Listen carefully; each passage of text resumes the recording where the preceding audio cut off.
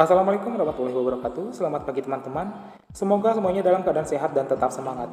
Di pertemuan kali ini saya akan mencoba melanjutkan materi globalisasi.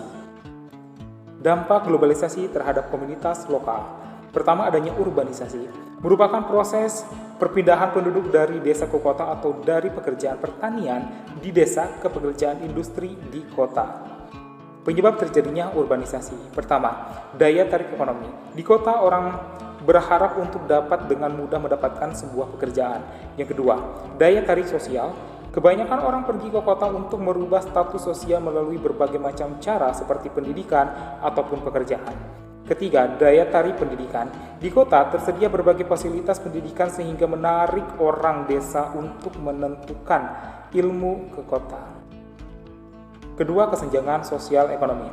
Faktor pendorong terjadinya kesenjangan ekonomi antara lain sebagai berikut. Yang pertama, menurunnya pendapatan per kapita sebagai akibat pertumbuhan penduduk yang relatif tinggi tanpa dibandingkan dengan peningkatan produktivitas. Kedua, ketidakmerataan hasil pembangunan antar daerah sebagai akibat kebijakan politik dan kekurangan sumber daya manusia.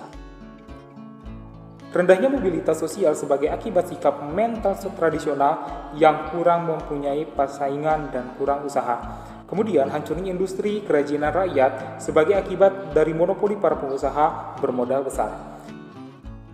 Kemudian investasi yang sangat banyak pada proyek-proyek yang padat modal sehingga persentase pendapatan dari harta tambahan lebih besar dibandingkan dengan persentase pendapatan kerja.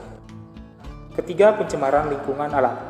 Masyarakat yang melakukan pembangunan harus memperhatikan kelestarian dan perbaikan lingkungan alamnya. Alam sebagai tempat hidup flora dan fauna tidak boleh dikorbankan hanya untuk kehidupan jangka pendek.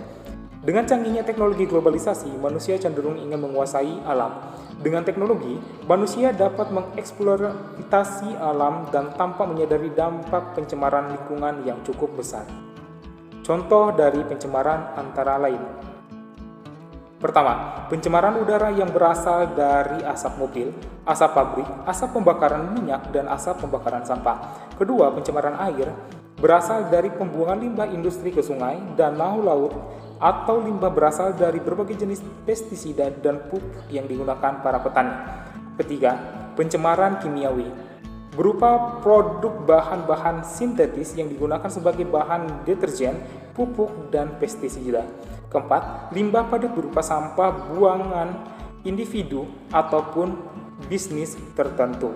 Kelima, polusi panas berupa peningkatan temperatur air dan panas atmosfer yang disebabkan oleh ulah manusia.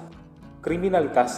Pembangunan yang muncul di negara berkembang seperti Indonesia sering memunculkan masalah sebagai berikut. Pertama, menipisnya rasa kekeluargaan. Kedua, meningkatkan sikap individualitas. Ketiga, meningkatkan tingkat persaingan. Keempat, meningkatnya pola hidup konsumtif. Lunturnya eksistensi jati diri bangsa. Menurut Kurniawan pada tahun 2012, paham budaya barat yang kurang sesuai di kebudayaan Indonesia dan dapat merusak eksistensi jati diri bangsa, yaitu adanya individualisme, materialisme, sekulerisme, hedonisme. Terima kasih sudah menyimak materi pertemuan kali ini. Semoga bisa bermanfaat dan sampai bertemu lagi di pertemuan selanjutnya. Wassalamualaikum warahmatullahi wabarakatuh.